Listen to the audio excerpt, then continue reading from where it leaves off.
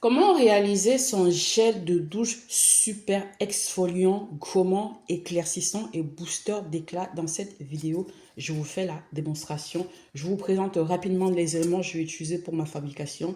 Je vais utiliser l'acide citrique en tant que régulateur de pH et exfoliant en même temps. C'est-à-dire que je vais utiliser une dose un peu plus élevée. Je vais utiliser l'acide glycolique, la puissance 10. La puissance 10 n'a rien à voir avec le dosage. La puissance 10, en fait, il y a un tableau de dissolution à respecter. Moi, je suis la puissance 10, ça va aller à tout type de peau. Voilà, c'est pour vous dire si vous avez la peau fragile, de grâce, n'utilisez plus l'acide glycolique de 80%. Ça va vous irriter la peau, c'est beaucoup trop fort. Utilisez des puissances faibles. Moi, je commercialise le 10, le 20, le 30, le 50, même le 80. Hein, après, vous en faites ce que vous voulez. Ça, c'est vraiment une information qui va juste vous aider à ne pas vous brûler. Parce que vous utilisez, c'est trop fort, ça brûle. Je vais utiliser l'extrait de curcuma. L'extrait de curcuma est beaucoup plus riche en curcumine. D'accord? Parce que j'ai des élèves qui me demandent est-ce qu'on peut remplacer avec le curcuma? Bah, le curcuma, c'est limite des déchets. L'extrait est très riche en curcumine. C'est la curcumine qui éclaircit, qui donne de l'éclat, qui donne le côté glow à la peau. Donc, mon extrait est riche en curcumine. Ça, c'est mes poudres que j'ai déjà pesées au préalable. Vous avez la vitamine B3, le alpha-aburtin, le dipotassium des glycérésinat, tout est pesé. Et là, vous avez le sel de l'Himalaya qui va rentrer dans la fabrication. Je ne veux pas que la vidéo soit trop longue, j'ai envie que ça soit rapide. Mais les filles, quand vous fabriquez des produits, ayez deux balances de précision. Je balancerai cette vidéo à mes élèves qu'elles voient. Là, vous avez une petite balance. Ça là, je m'en sers pour peser les actifs de petite quantité. Celle-ci, je me suis servi pour peser mon eau que voici. Voilà, j'ai pesé au préalable, j'ai fait chauffer légèrement. D'accord, les filles? Vous faites chauffer légèrement l'eau avant de venir dissoudre vos actifs. Ils ont besoin de ça. Vous voyez, le curcuma, ça a touché mes gants, ça a déjà taché. Bon, les filles, on va aller rapidement pour cette vidéo. Je ne veux pas qu'elle soit trop longue. Je vais vous présenter les ingrédients au fur et à mesure qu'on va continuer la vidéo. C'est parti! Donc, c'est parti pour notre préparation. Dans un premier temps, je sors un récipient bien propre et désinfecté. Je viens renverser de l'eau distillée que j'ai fait chauffer au préalable.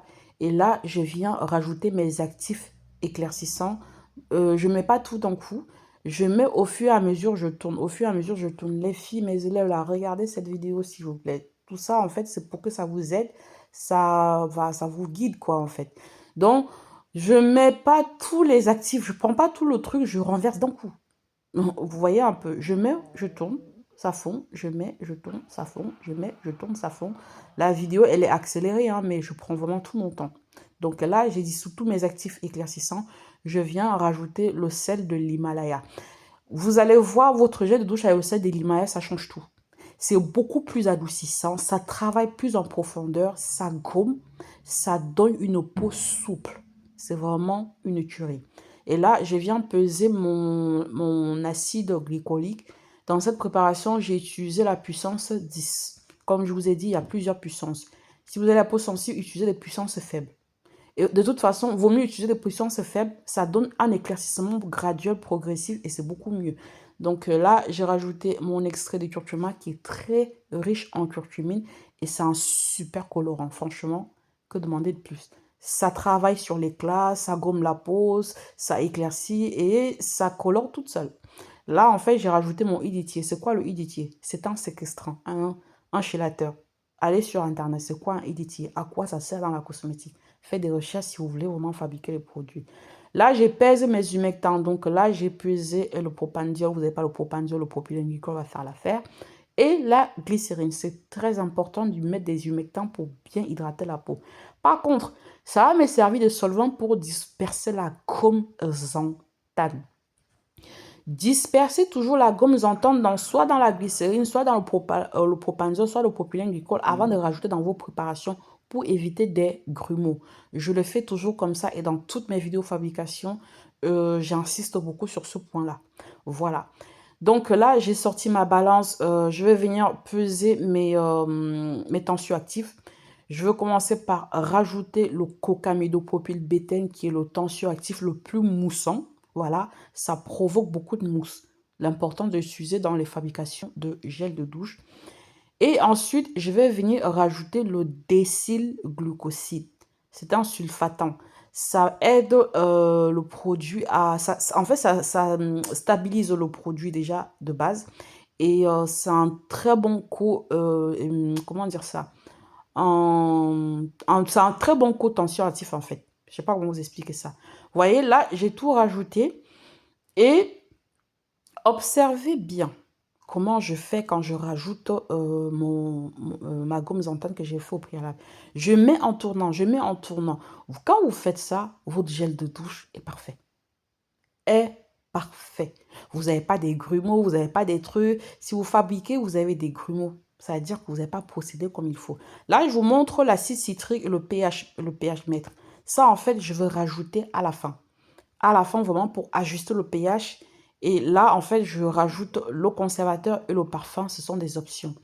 Dans ce gel de douche, je ne vous ai pas cité tout ce que j'ai mis dedans, mais j'ai utilisé le lactate de sodium. Si vous avez la peau très très sèche et vous vivez dans des pays où il fait très froid en ce moment, utilisez le lactate de sodium dans vos gels de douche et vos savons.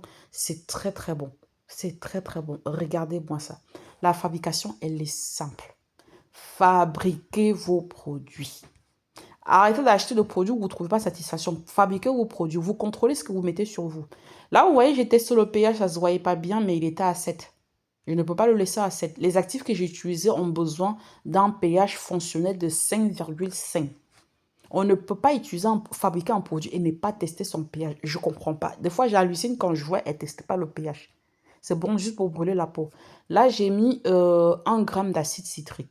Et là, en fait, je n'avais pas le pH que je voulais. J'ai dû rajouter encore. Vous voyez? Si vous ne testez pas le pH, comment pouvez-vous savoir que le produit est adapté à la peau? Parce que la peau a un pH que si vous ne respectez pas, vous allez la bousiller au bout d'un moment.